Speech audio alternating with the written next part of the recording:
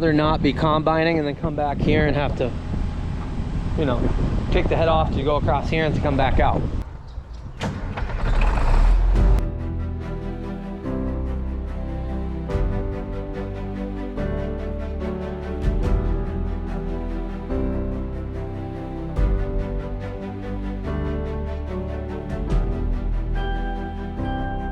You are now watching the 2023 season of Farming with Duffy Ag. I mellowed out quite a bit.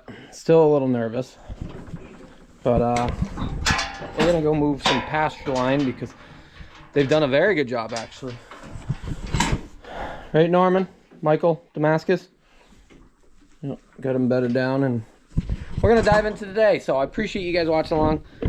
We're gonna go up and move that fence line. I'll show you what we got. My back around the pond looks really good. It's a beautiful blue sky day, and I'm excited. Between Isaiah and the calves, they've cleaned up pretty much perfectly underneath the fence line. Probably come through with the weed whacker later, clean this up. They've done a very good job in here. They're gonna pick around the weeds. That's just how it is. And I fenced them this little area here, which, as you see, compared to outside of it, is very well grazed in. So what we're gonna do, and they've grazed underneath everything else. So just with 3 calves, they're doing a great job. So they're actually looking for more feed and we have the feed, so we just gotta refence some things, move some stakes around. Probably should have grabbed some more stakes and go from there. Yes, the fence is off.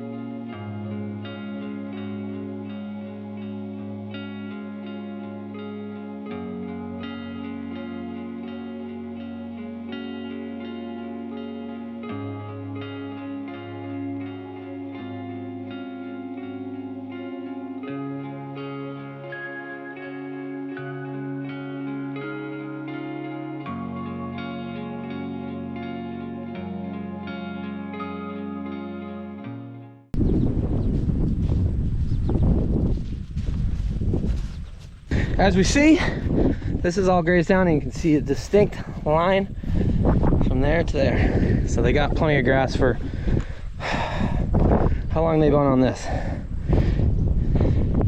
10 days maybe? And they cleaned up in there. I probably could have given them some more grass in between. They were eating some bales and whatnot. But fenced up there, 3-wire across the top there so they're not into the corn.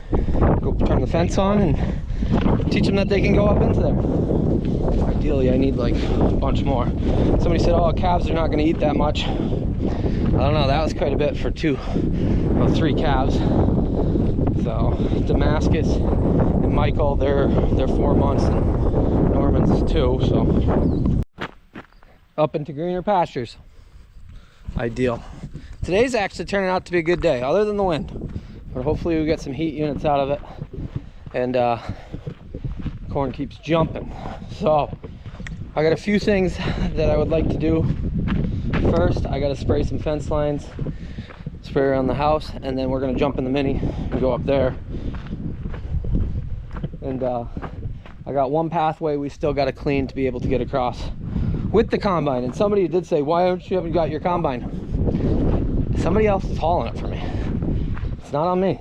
Yes, we got to grab the chopper, but somebody else is hauling the combine for me. With it narrowed down to singles on it, it's 11.6 is what somebody said. But with the duals, it puts it out at 14 something. So I said it was like 16 foot wide. With the head, it's 20 foot wide. So, but I think with the duals, it's like 14 to 15. So yeah, it's got duals on it. There you guys go. Since we have been on a pretty good kick of cleaning things up and getting ready for fall harvest, we'll pull the Mini out and go up out back. I got a spot that we got to clean up a little bit.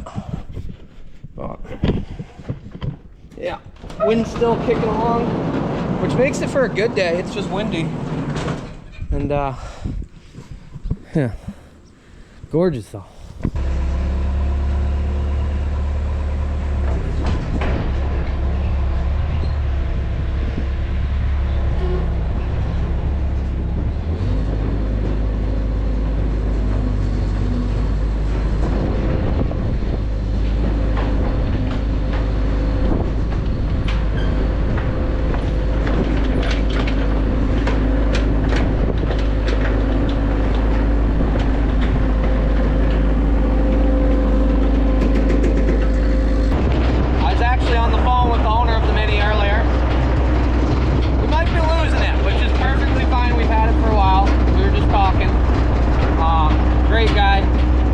Appreciate everything he's done for me, but he might have it for a job.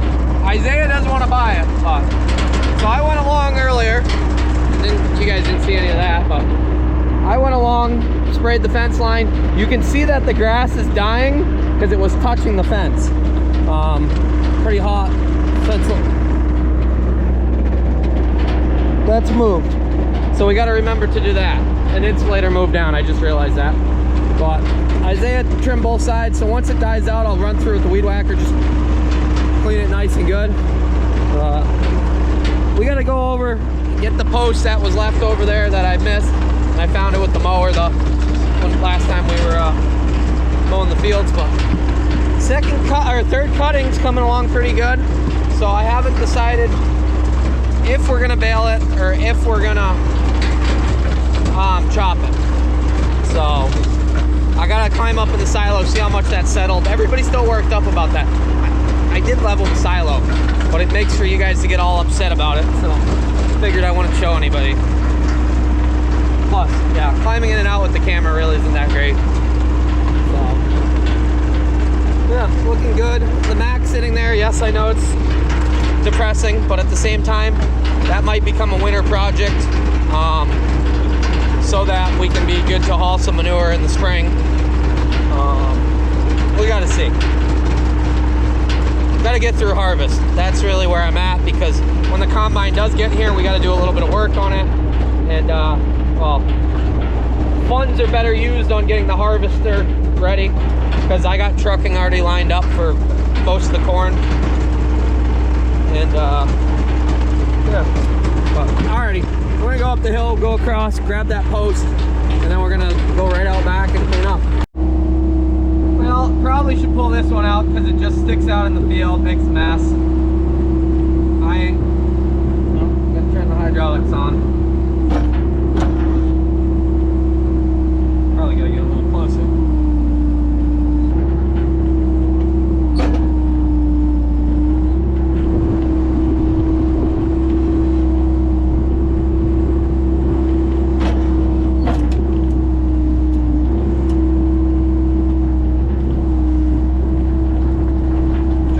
Without snapping it. A lot of these posts got put in very deep.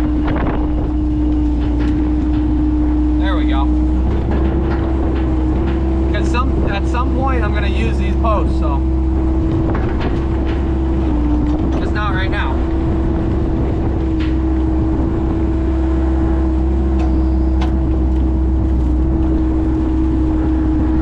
Alrighty, we'll get the other one. This wasn't the one I was actually meaning to get, but I figure we should pull it out as long as we're up here.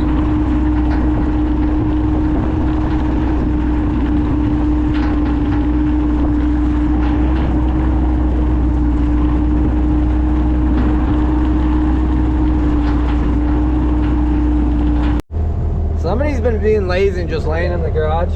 Well, the geese are back again. Hey, there's geese! There's geese! And he loves to chase the geese.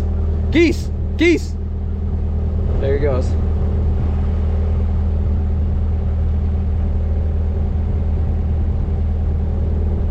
He's slowing down. He can't see him yet. Can't see him. There. Now he sees him.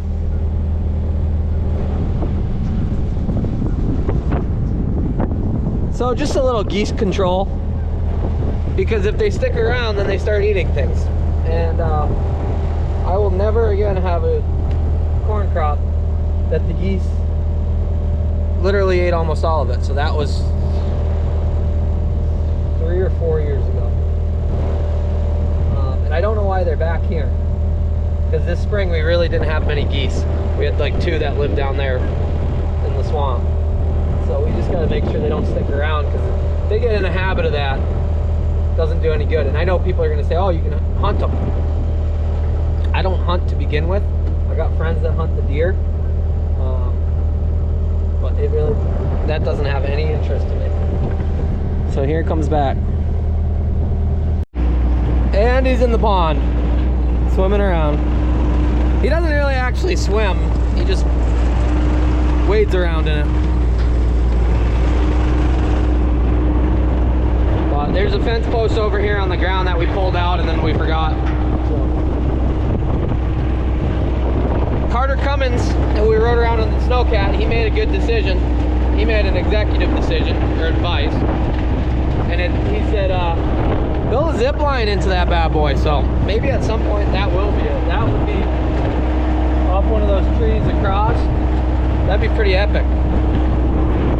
So I'm gonna bring this post with me, but I figured it's a good post. Didn't break it. I'll leave it here. I'm putting them all in the barn, so I got them for later. But let's see. So this is super wet down through here because that tile that runs out, we got to see. When Isaiah was mowing, I called him and I said, hey, watch out, there's a metal pipe there. And he goes, yep, just hit it. This is what the damage did of that. Like, that opened it up like a can of sardines. So pretty incredible. And what I think goes on here, that pipe drops down into a tile and goes out. That's what I think goes on, because that's why it's dried out. So we got to see if it's running out the bottom or what we got. There is a line that comes out of this pond and goes into the corner of that barn. That might be the other part of it. I'm not really sure. But there's a piece of metal sitting here, and I would have never known that. But he mowed everything down, so I saw it as I came in. We'll grab the metal and that broken old post.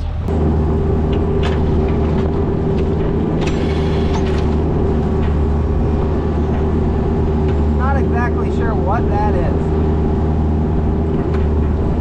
Feed trough or something? Okay. We'll roll up here. Got the post right here. There's some barbed wire, so I'll grab that too. I don't know how we missed that. Me and John pulled all those out.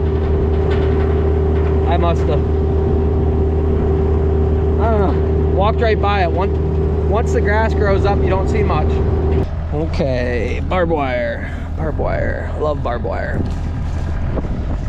See, this is the thing. You start plowing fields, you find barbed wire, and then you'll be chopping it and you, wow. So it's key to pick it all up. Got some broken plastic pieces. Yeah, chainsaw is on board. So what else we got going on here? Otherwise, we're gonna find it with the chopper or the baler, which is less than ideal. And I got a pile. I'll show you when we get out back. The previous people had a pile, previous farmer. I think he had barbed wire fence at some point, ripped it all out, and they just stockpiled it. But I'm sure we're gonna find more throughout our lives on this property. So yeah, we gotta do a fence maintenance. You guys are looking good. You enjoying the lush green grass? Yeah? Okay. Most of this stuff was already here as far as rolls. There is a ton of barbed wire back there, I think. Just been a garbage pile pretty much. At some point we'll get it all taken away and we'll clean all the hedgerows up. But broken posts, barbed wire, bad fence. Leave it right here. Yep. Corn's looking good. Real good. This was some of the last stuff that got planted. This was, we took grass off and then plowed it, planted it. So some of them are just starting to tassel. I'd say by this time next week, most of them will be tasseled. Here's where we're at. That tree scratches everything that goes in and out. With the silage trucks, they did break some of the branches off when we were running back into here for corn, but that's got to be dropped. Probably should drop that so we can widen it out, see where the path really is. That way we don't have to come back in the future and do it next year or whatnot. Pickup truck still in the bushes. Yeah, broke down junk. But yeah, trim this up a little bit, maybe trim a branch there. That way when we come through, because I tried to fit through in the spring with the corn planter, and I did have to fold it up because of that tree. And I'd rather not be combining and then come back here and have to, you know, take the head off to go across here and to come back out. So 20 foot and then some.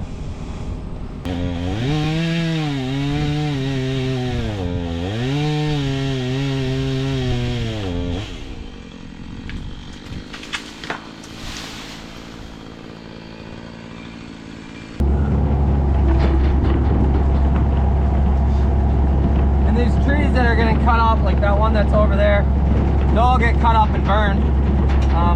Wesley does quite a bit of firewood, and I told him anything dead in the way, have at it. Makes my life easier. I want to grab it. Keep in mind this is the Mini that could, so it definitely can pick these things up.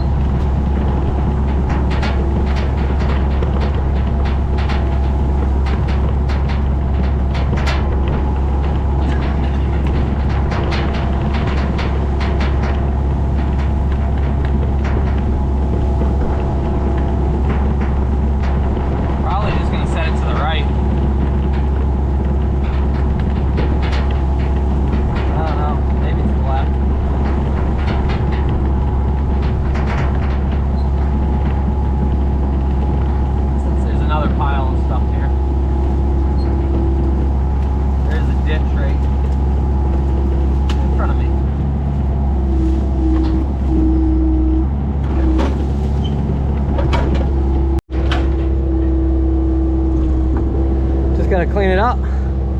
That should give us plenty of room to come in and out, keep trucks happy, keep equipment nice from getting scratched on trees.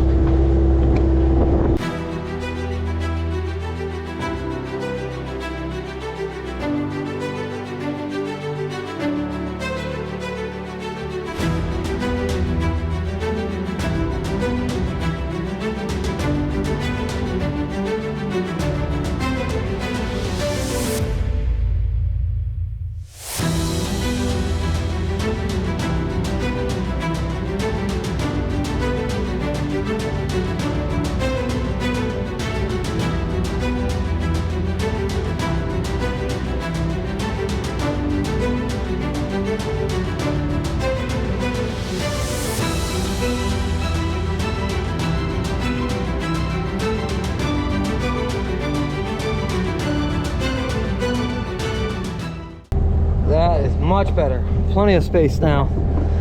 So probably got 25, 30 foot.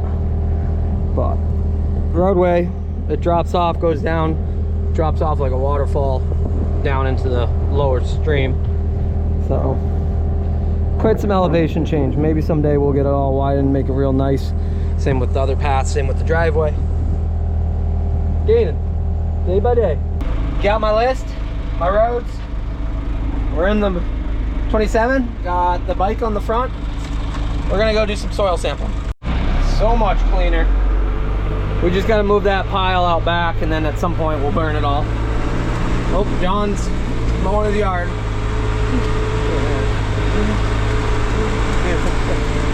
So, I was wondering if he was mowing or Wesley. So, why do I got the bike? so that I can ride around the field easily and soil sample it. Driving the tractor and getting in and out of it is just more of a pain. And yeah, side by side at some point in our life, but currently we're getting by. So I picked up this ground honestly due to YouTube, so pretty wild on that side of it. But this was grass. Hopefully our second cutting off of this, because it was late. We didn't get in. I didn't chop it in the first cutting, so this is technically first here. And we put corn into this section here because it was worked, and just the clover's coming back really nicely. So I'm hoping the quality is here for the second cutting, and I don't know, we'll see if we bale it or if we chop it or what we're gonna do. It is windy as anything today. It is a beautiful day, but yeah, didn't soil sample any of this, so I have zero idea of any of the pH, any of the soil analysis. So I'm gonna go around. I got 5 different sections up here, over the hill, the corn, the clover, and the back. So we'll take 5 different samples. Brought the bike so I can easily go around and get it picked up. But this spring we did 40 some samples between both farms, and gave me a really good idea of what I was working with, where I need to be. So we do need some lime on some of that to make it optimal, but not a lot. I was worried I was going to need a lot, and lime is probably the cheapest input that you can get as far as making crops grow better. So I'm going to run around and I'll do that. Last corn I planted, doing pretty good. Dark green, so things are looking good. Let you guys put all this down. So this is some clover, and I take it it's with fescue. I take it. That was a seeding.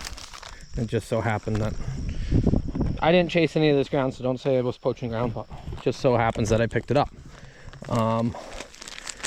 And it didn't really make, by the time we tedded it a bunch, it wasn't really worth much, but first cutting of a seeding, it's what you can expect, and then you hope it grows stronger. But here we are. So trying to make an ear. Something's eating it though. I'm gonna go with deer. Somebody actually in one of our Snapchat groups from, I believe he's from Maryland, he might be Virginia or Pennsylvania, put in the other day, yesterday, a drone picture. They had a 16-row planter. They planted 8 of one variety, 8 of another variety. It was decob versus Agrigold or whatnot. Agrigold? Yeah. And the decob, the deer went right, he took a drone picture. The deer went right down and we're eating 8 rows of that, but leaving the other corn. Turns out what the seed rep said was the decob has more sugar in the actual plant than the other variety. So that is why the deer were hitting that. But literally multiple rows across of 8, 8, 8. Deer. They jumped every other set. So it's amazing what deer do. But this stuff was the last planted, as you see, looking pretty good. Starting to tassel a few spots. Planter did a good job. We got a few spots that this probably could have used a little bit more nitrogen, but if we went in for literally the tiny amount that it was, then that's what it is. I'm trying to figure out, did the sprayer run through here? Why are these short? And this one, yeah, sprayer ran right down this row. So sprayer blight. But for being the last planted, this stuff's doing pretty good. I think I'm between, and yeah, you can see sprayer blight again. I ran over this row. So that's what happens. It's damage to the plant, which stunts it. But overall, I think we're gonna be okay on this corn. The plant over here is probably, I don't know why this row, everything is in between. Oh, because the sprayer was on that and the sprayer was on this row. That makes sense. Okay, so we'll go to a non-sprayer blight row, show you guys what we got going on. There we go. This stuff's gonna do good. Not the biggest stalks that I got, but it is growing. And little bushel out. I might chop this because the plan might be have everything over here grass is really what the plan is. Doesn't really make sense to come over here for, wow, we doubled up on these rows on the outside because I didn't have row cut off, so there we go. So the plan is to have everything over here grass because it doesn't make sense to come over. I think that's 3 acres out of the 20 some that are over here. But, and the landowner rides his ATVs here, has some sweet toys, which that was our agreement. So he's ripping around, and he's got some tracks through the grass, which is perfectly fine. It's his property. That was our agreement. So, but yeah, that was why we would not plant it into corn, because then he would have blind spots and have to redo the track and stuff like that. But we might come in and no-till into some of this because of the quality. This stuff will be good. The field behind me really wasn't that great for quality. I didn't expect it, but at the same time we got to figure out how the soil is so we know what we're doing. Last sample done. So for those of you who do not know, you can usually hire the local fertilizer company and they'll come soil sample stuff, and people do grid pattern sample and whatnot, and I've got quite a few friends that work for Helena and they do it with the side-by-sides and everything else, and it's quicker. But at least for my first year, I thought me doing it myself, it taught me a lot about the land and what I see. So looking at this corn, it's a little short right here, which I understand that, but looking across, I'm like, oh, it looks pretty good. Out there in the middle, there's like a 10-foot strip where the corn really dips down, and looking at the leaves, I take it it's deficient in potassium. So potassium for K-Mag, but it's only a 10-foot strip through the middle, but that also means moving forward, that's a spot to watch to figure out exactly what it needs. So we increase it every year, or we get to where it needs to be so we don't have a yield loss there. So, and I would not, driving by and stuff like that, you look at a field, you're like, oh yep, looks good, until you walk them, you miss so much of it. And as Nate from Sound Agriculture, when we were walking stuff, like, that's where you get your extra and you learn from what you're doing. If you plant something and you walk away and you come back in the fall and either you have a good yield or you have a bad yield, and you're like, well, why? Well, did you look back and see what went on during the growing year or what you're missing? So tissue samples, soil samples, that kind of stuff. I'm interested. I'll give Nate a call tomorrow and see where we're at with those tissue samples. I know they were sending them all to the same lab, so everybody in the US had the same exact measurement, because from lab to lab it can be a little bit different. But yeah, that clover seeding, it's got a little bit of alfalfa in it and some grass, and I think it's fescue.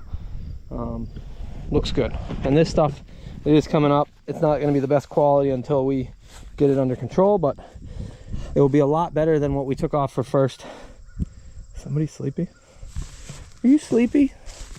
Did chasing those geese, did they get you tired? So his nail,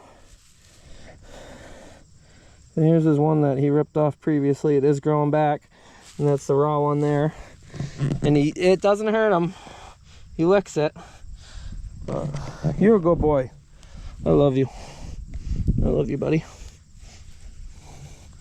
You're ready for dinner, aren't you? It's past your dinner time. On the agenda for tomorrow, figuring out this charging thing, because I do not, if we shut this off, I don't think it's going to start. So I don't want to kill the batteries right down.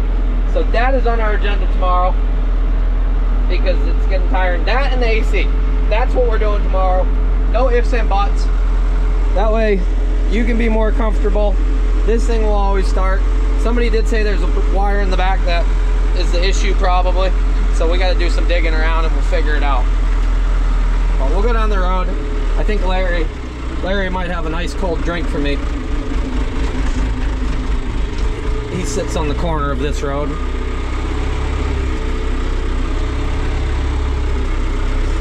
Yep, things are growing. We're doing good. Stopped down here at Larry's because we were passing by, And we'll see what's in the bucket when we get home. So we're like a half mile from home. We got all our soil samples done up, and we recovered our sign that was thrown in Larry's front yard. So me and Larry are gonna go grab some dinner, and I'll see you guys on the next one. I am glad that I got all the soil samples done, and I'll show you where we drop those off. So appreciate you guys, and see you on the next one.